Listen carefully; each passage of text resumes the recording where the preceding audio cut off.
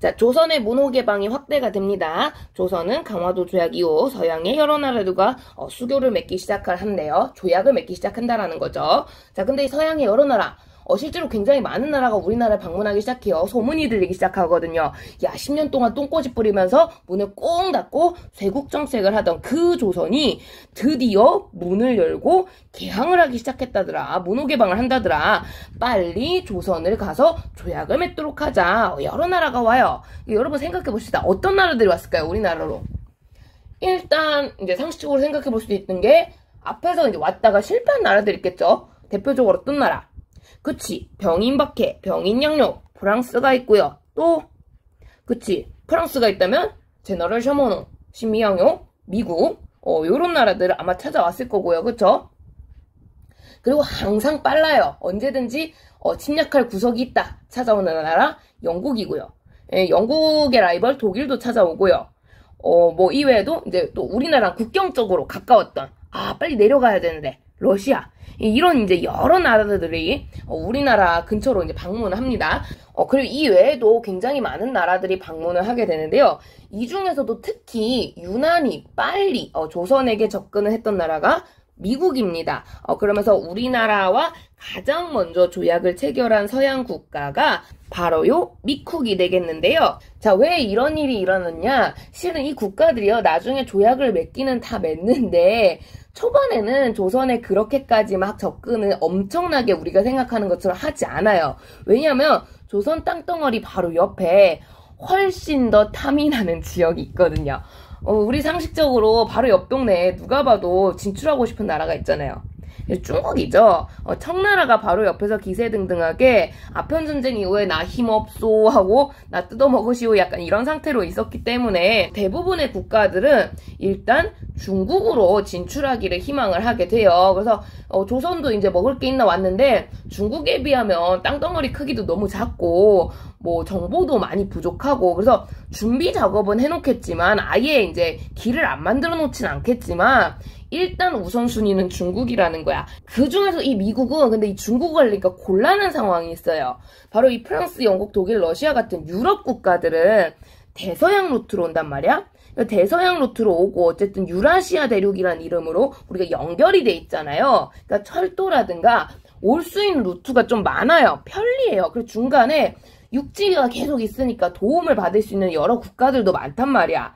그런데 미국은 우리나라나 중국 쪽으로 오려면 어쨌든 무조건 태평양이라는 거대한 바다를 건너서 와야 된다는 거죠. 그래서 중간에 육지가 없기 때문에 도움을 받을 건덕지가 없어요. 그러니까 엄청난 장기 항해를 해야 돼가지고 미국 입장에서 일단 중국을 가려면 최대한 빨리 이 배가 쉴 수 있는 선박지가 필요한데 미국이 보니까 그 중에 이제 일단 길적으로 제일 가까운 건 일본이야. 그래서 실은 미국이 일본에 먼저 접근을 한 거거든요. 근데 일본이 생각보다 이 서구화, 개혁에 대한 속도가 엄청 빨랐다라는 거고요. 쉽사리 진출하거나 장악하기가 어려울 것 같다라는 거죠. 그러면서 미국은 이 일본 옆에 위치했던 우리나라에 관심을 가질 수밖에 없다라는 거고요.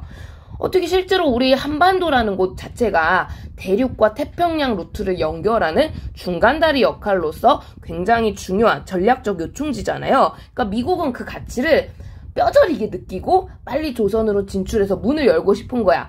조선이 있어야 중국으로 가기도 훨씬 더 편리하다라는 거지. 그래서 조선하고 친해지려고 와 조선아 니 문 열었다며 하면서 이제 조선아 조약 맺자 하고 이제 모색을 해요. 근데 맨 처음에 조선이 미국이 왔을 때 정색을 해. 싫은데? 아무리 많은 서양 국가가 찾아와서 우리랑 조약 맺자고 해도 우리 다 오케이인데 니는 싫은데? 니랑 첫 번째로 안 맺고 싶은데? 우리는 첫 번째라서 신중하거든? 이러면서 너 꺼져 이래요. 왜 이러느냐? 감정이 안 좋죠 미국한테. 앞에 우리는 제너럴 셔머노 신미항요를 겪었기 때문에 미국한테 감정이 안 좋을 수밖에 없는 거야. 프랑스 같은 경우도 같은 이유로 감정이 안 좋을 수도 있지만 프랑스는 솔직히 우리가 또 먼저 병인박해라는 원인 조건을 주지 않았습니까? 그러니까 감정적으로 어느 정도는 그래 프랑스인들 죽었으니까 화를 낼 수도 있지 라는 생각이 들 수 있어요. 근데 미국은 그게 아니잖아. 제너럴 셔머노 막 장사하겠다고 막 땡깡 부리다가 대포 빡빡 쏘면서 우리 민가 약탈하고 사람들 죽이고 그걸로 모자라 자기들 잘못은 쏙 빼고 또 강화도로 쳐들어와서 전쟁하고 이 무슨 짓거리입니까? 너무 폭력적이고 야만적이다. 니네 따위와는 교류할 수 없다. 이 조선이 정색을 빡 해버리는 거야. 이게 뭐야? 문 열렸다며. 우리한테만 정색해. 미국이 엉엉엉 하는 거죠. 다른 나라보다 오히려 미국이 더 조선을 원하고 있음에도 불구하고. 자, 근데 이 과정을 은근슬쩍 옆에서 지켜보고 있던, 우리 지금 위기인데 하고 있던 나라. 청입니다. 실은 청도 바보가 아니잖아요, 중국도. 그러니까 유럽이나 이런 서양 국가들이 쭉 자기한테 오는 걸 보면서, 이대로 있다가 나라가 위험할 수 있겠구나. 얘네한테서 우리를 지켜내려면 우리의 힘을 더 키워야 되고, 그러려면 우리와 같은 편인 애들을 더 포섭하고, 영토도 더 넓히고, 좀 그럴 필요가 있단 말이야. 근데 청나라 입장에서 당연히 안전하게 내 편이야, 내 거야 라고 생각했던 대표적인 나라가 조선이거든요. 왜냐면 우리는 너무 오랜 기간 동안 4대 관계라는 걸 맺고 있었으니까. 그래서 조선은 우리를 큰형님으로 모시고 있으니까 절대 배신하지 않고 항상 우리 편이고 우리 거야 이제 생각을 하고 있었는데, 그 시국에 일본의 강화도 조약이 뻥 발표된 거야. 우리 강화도 조약에서 배웠잖아. 1조 조선은 자주국이다. 조선은 청나라 게 아니다. 청나라와 4대 관계 단절 우리 배웠잖아요. 그쵸? 너무 당황스러운 거예요, 청나라가. 뭐야? 일본, 얘네가 우리랑 조선을 떼놓으려고 하네? 청나라는 이걸 간파를 하기 시작했다라는 거고요. 이걸로도 모자라 더 무서운 거, 바로 옆 동네 러시아죠. 연해주 장악하더니 슬금슬금 눈치 보면서 조선으로 다가가려고 한다라는 거야. 이 얘기는 조선을 우리한테서 뺏겠다라는 거죠. 청나라가 여기에서 굉장한 위기감을 느끼기 시작해요. 잘못하면 조선이란 나라를 뺏길 수도 있겠구나. 조선이 우리 편이 아닌 다른 나라 편이 될 수도 있겠구나. 위기감을 느끼면서 어떻게 하면 국제사회에다가 조선은 우리 거다. 조선은 우리 말을 잘 듣는다. 니네 넘보지 마라. 라는 메시지를 전달할 수 있을까? 라고 생각을 하다 보니 이 미국이 눈에 들어온 거야. 미국이 유유하면서 조선 친구하고 싶었는데 하고 이러고 있거든. 근데 청나라가 여기서 슥 가는 거죠. 미국아, 조선하고 친구하고 싶니? 내가 도와줄게. 내가 조선하고 엄청 친하거든. 조선 내 말에 꼼짝 못해. 하면서 이제 접근을 하는 거야. 그러면서 조선한테도, 조선아, 네가 오해를 하고 있어. 이 미국이란 친구 바다 건너 멀리서 와서 지금 조금 피곤하니까 까칠해서 그렇지 얘 괜찮은 애야. 굉장히 좀 젠틀해. 멋있어. 하면서 이제 소개를 해주는 거죠. 왜? 우리가 워낙 또 청하고 가까웠으니까. 그래? 하면서 이제 슬쩍 귀가 열리기 시작하는 거야. 우리가 생각한 미국은 되게 나쁜 놈이었는데 청나라에 그렇단 말이야. 네가 얘기하니까 신뢰감이 약간 있기는 한데 하면서 이제 미국에 대한 긍정적인 시선을 가지기 시작하는 거고요. 이게 어떻게 보면 미국이 나중에 조약을 맺게 되는 첫 단추라고도 볼 수 있는 거거든. 그러면서 여기서 이제 청나라가 이런 중재 과정을 국제사회에 알리는 거야. 야, 이거 봐라. 미국이 지 혼자 왔을 때는 조선이 정색하면서 안 받아줬는데 우리가 오니까 미국 바로 받아주지 않느냐. 국제사회야, 봐라. 조선은 우리 말에 이렇게 꼼짝 못한다. 이거 내 거야. 까불지 마! 얘기를 하는 거죠. 그러면서 국제사회에다 조선이라는 나라는 내가 주인이다 라는 권리를 보장받으려고 하는데요. 그러니까 우리끼리 그냥 주먹구구식으로 했던 4대 관계 수준이 아니라 명백하게 내가 주인으로서의 권리를 행사하겠다. 요런 메시지를 전달하려고 해요. 요걸 조금 있어 보이는 말로 종주권. 종과 주인의 권리인 거죠. 종주권이라고 합니다. 그래서 조선이라는 종을 내가 주인으로서 가지고 있다. 내가 종주권을 앞으로 조선에서 행사할 것이다. 이런 식의 이제 메시지를 전달하면서 서양 국가들이 특히 앞에서 말했던 러시아나 일본 같은 나라가 함부로 찝쩍거리지 못하도록 하는 메시지를 전달을 하기 시작합니다. 자, 근데 우리 조선도 완전히 바보는 아니에요. 청나라가 괜찮아 하는데 청나라 말만 믿기에는 우리도 좀 고민이 필요하다는 거지. 정보 수집이 필요하다는 거지.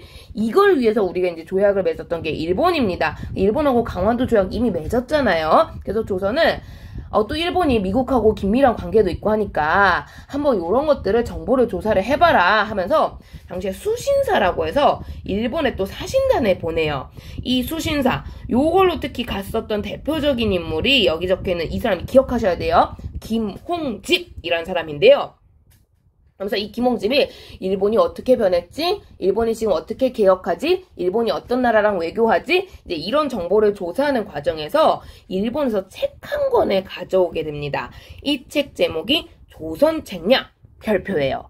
너무너무너무 중요한 책이에요. 자, 그래서 이 조선책략이라는 책을 들고 와서 임금님 제가 일본에서 줍줍한 책인데 이 책 우리가 어떤 외교를 해야 될지 아주 디테일하게 분석을 잘 해놨더라고요. 한번 읽어보시면 좋을 것 같은데요. 하면서 얘기를 해줬다는 거지. 자, 그 고종이 직접 읽어봐요. 읽어보는데 우리 교과서가 아주 친절하게 그 핵심 포인트 내용을 소개를 해주었네요. 자, 바로 이 부분인데요, 여러분. 이 내용 아주 중요합니다. 별표해서 이제 기억을 해두시면 될 것 같은데요. 그럼 우리 이거 같이 내용을 살펴보면요. 자, 조선 땅덩어리는 실로 아시아의 요충을 차지하고 있어. 자, 선생님이 아까도 얘기했죠. 한반도, 대륙과 태평양을 연결하는 아주 전략적 요충지입니다. 요런 곳이기 때문에 형세가 반드시 다투게 마련이야. 그러니까 여러 나라들이 앞다퉈서 조선을 먹겠다고 달려든다. 전쟁을 할 수도 있다. 이제 이런 분위기들에 대해서 설명을 하는 거죠.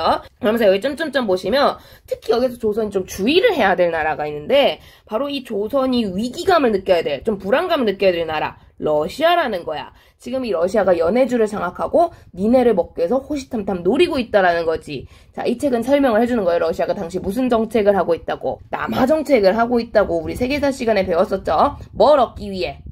부동항을 얻기 위해 이 분위기에 대해서 얘기를 해주면서 지금 조선이 살아남기 위해서, 조선이 위기를 극복하기 위해서는 러시아를 막는 책략이 시급하다라는 거야. 근데 이 러시아를 막는 책략이 어떤 것이 있는가? 어떤 나라와 가까워져야 이 러시아를 견제할 수 있는가? 얘기를 하니까 자, 요렇게 설명을 해요. 중국과 친하고 한자어로는 친중국, 일본과 관계를 맺고 관계를 맺어요. 결일본. 자, 마지막 미국과 연을 만들어요. 연이 인연을 이어요. 연미국.